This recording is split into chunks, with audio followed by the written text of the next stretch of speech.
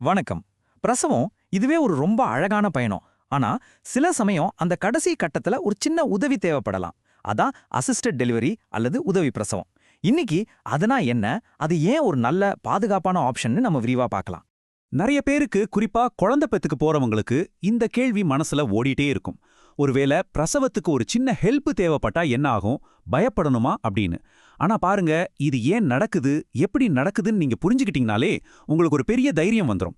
So அத பத்தி தான் இப்ப நம்ம பேச போறோம். ஓகே. இன்னைக்கு நாம என்னென்ன பார்க்க போறோம்னா, முதல்ல இந்த உதவி எதுக்கு தேவைப்படுது, அப்புறம் என்ன மாதிரி கருவிகள் யூஸ் பண்ணுவாங்க, ரொம்ப முக்கியமா இதுல பாதுகாப்பு எப்படி இருக்கும், டெலிவரிக்கு அப்புறம் என்ன நடக்கும், கடைசியா டாக்டர்ஸ் இது எப்படி பார்க்கறாங்க, இது எல்லாத்தையும் ஒண்ணொண்ணா பார்க்கலாம். சரி வாங்க, முதல் விஷயத்துக்குள்ள போலாம்.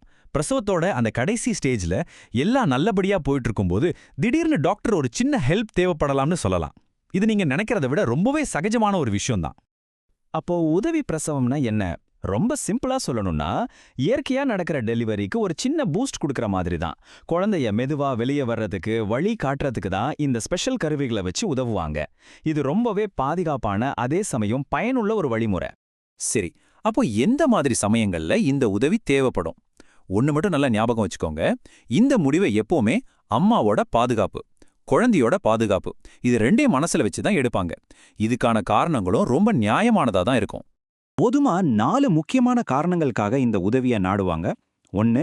சில சமயம் குழந்தையோட இதய துடிப்பு கொஞ்சம் குறைய ஆரம்பிக்கும். அதாவது குழந்தை சீக்கிரம் வெளியே வரணும்னு அர்த்தம்.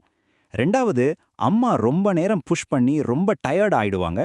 3வது காரணம், அம்மாவுக்கு வேற ஏதாவது மெடிக்கல் கண்டிஷன்ஸ் இருக்கலாம். அதனால ரொம்ப ஸ்ட்ரெயின் பண்ணக்கூடாதுன்னு டாக்டர்ஸ் நினைப்பாங்க. கடைசியா குழந்தை வெளியே வர்றதுக்கு ஒரு சின்ன டர்ன் தேவைப்படலாம். இந்த மாதிரி நேரங்கள்ல இது ரொம்பவே பாதுகாப்பான ஒரு தீர்வு.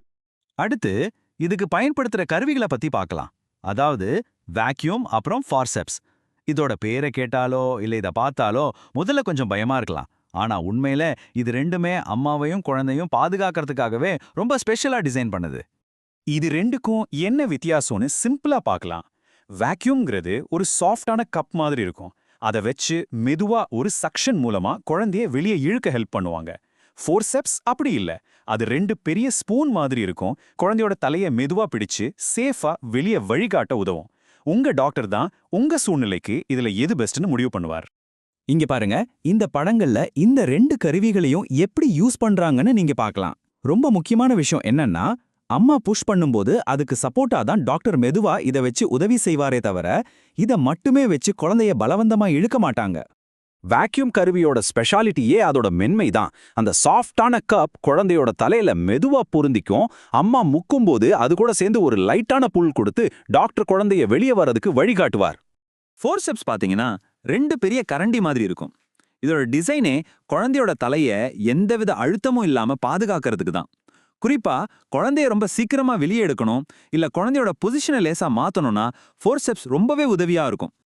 இப்போ ரொம்ப ரொம்ப முக்கியமான ஒரு விஷயத்துக்கு வரோம். அதுதான் பாதுகாப்பு. இந்த மாதிரி கருவிகளை பத்தி பேசும்போதே, ஐயோ இது சேஃபா அப்படிங்கிற கேள்வி வர்றது ரொம்ப இயல்பு. ஆனா நீங்க ஒன்னு நல்லா தெரிஞ்சுக்கணும், இந்த ப்ராசஸ்ல ஒவ்வொரு ஸ்டெப்லயும் ரொம்ப கடுமையான விதிமுறைகளை ஃபாலோ பண்ணுவாங்க. ஒரு உதவி பிரசவம் செய்யறதுக்கு முன்னாடி சில கண்டிஷன்ஸ் கண்டிப்பா பூர்த்தியாகி இருக்கணும். உதாரணத்துக்கு, அம்மாவோட கர்ப்பப்பை வாய் முழுசா திறந்திருக்கணும், குழந்தையோட தலை போதுமான அளவுக்கு கீழே இறங்கி வந்திருக்கணும், முக்கியமா அம்மாவுக்கு எபிடியூரல் மாதிரி சரியான வலி நிவாரணம் கொடுத்திருக்கணும். இதெல்லாம் சரியா இருந்தா மட்டும்தான் அடுத்த கட்டத்துக்கே போவாங்க.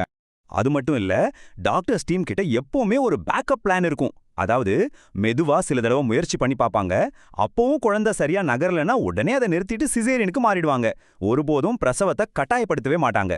இதுதான் ஒரு நல்ல அனுபவம் உள்ள டீமோட அடையாளம். சரி, டெலிவரி நல்லபடியா முடிஞ்சிடுச்சு. அதுக்கப்புறம் அம்மாவுக்கும் குழந்தைக்கும் என்ன ஆகும்? சில சின்ன சின்ன மாற்றங்கள் இருக்கலாம். ஆனா முக்கியமா நீங்க தெரிஞ்சுக்க வேண்டியது, இதெல்லாமே தற்காலிகமானதுதான். இப்ப இத பாருங்க, வாக்யூம் யூஸ் பண்ணிருந்தா குழந்தையோட தலையில ஒரு சின்ன வீக்கம் மாதிரி வரலாம். ஆனா அது 1-2 நாள்ல சரியாயிடும். ஃபோர்செப்ஸ்னா கண்ணத்துல லேசா தடம் இருக்கலாம், அதுவும் சீக்கிரமே போயிடும். அம்மாவுக்கு சில தையல்கள் தேவைப்படலாம். ஆனா அதையும் கரையக்கூடிய தையல் போட்டு ரொம்ப கவனமா சரி செஞ்சிருவாங்க. கடைசியா இந்த மொத்த விஷயத்தையும் நம்ம எப்படி பார்க்கணுங்கிறத பத்தி பேசலாம். ஒரு உதவி பிரசவத்தை ஐயோ ஏதோ தப்பாயிடுச்சு, இல்ல நம்மால முடியல அப்படின்னு ஒரு தோல்வியா பார்க்கவே கூடாது. அது ஒரு முக்கியமான மருத்துவ திறமை. அது ஒரு பெரிய அறுவை சிகிச்சையை தவிர்த்து குழந்தைய பாதுகாப்பா வெளியே கொண்டு வந்திருக்குன்னு பார்க்கணும். இந்த வாக்கியத்தை கொஞ்சம் நல்லா கவனிங்க.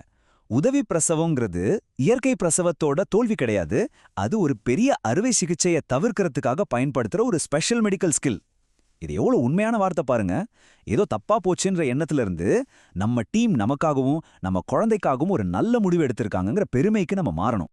அப்போ பிரசவத்துல என்னென்ன நடக்க வாய்ப்பு இருக்குன்னு இப்படி எல்லா ஆப்ஷன்ஸையும் தெரிஞ்சு வச்சுக்கிறது உங்களோட இந்த பயணத்துக்கு எவ்ளோ தைரியத்தையும் நம்பிக்கையும் கொடுக்குது இல்லையா? இத பத்தி யோசிச்சு பாருங்க. ஏன்னா எல்லாத்தையும் தெரிஞ்சுக்கிட்டு தயாரா இருக்கிறது தான் உண்மையான பலம். உங்க பிரசவ பயணம் ரொம்ப பாதுகாப்பாவும் சந்தோஷமாவும் அமைய என்னோட வாழ்த்துக்கள்.